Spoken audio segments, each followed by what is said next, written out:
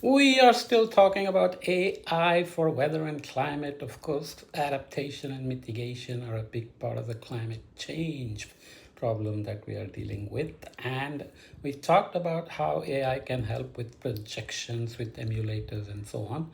This is a bit more specific about mitigation and how AI ML can help with mitigation. Of course, when you think about mitigation, we have direct mitigation of reducing our emissions through EVs, electrification, efficiencies, etc. But there are also indirect mitigations where we make things enhance the sinks of carbon in soils.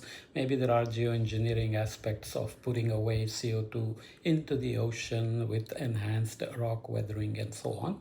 But coming back to mitigation and AI obviously can help with optimizing energy production, energy use, distribution, transmission, etc. And it can also help with reducing emissions from agriculture, from buildings, from transportation, from energy production itself, and so on.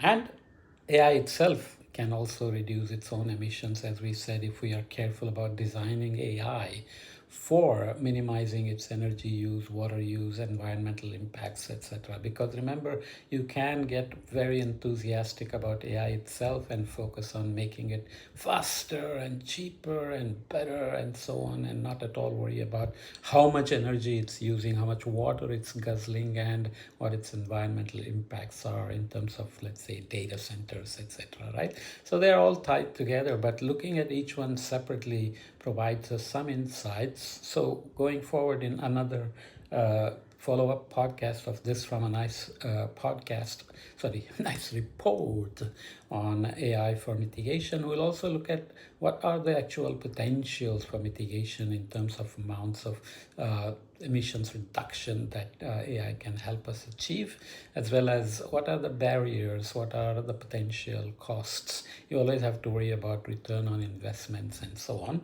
But again, best to remember that AI is here, it's going to be into everything, and we might as well make sure that we use it properly for adaptation and mitigation, and also make AI itself energy efficient, in addition to focusing on obviously we want to use AI for faster weather predictions, climate predictions, improve climate projections with multiple ensembles, large ensembles, and emulators that we talked about. Okay, so listen to the podcast. Let me know if you have any questions.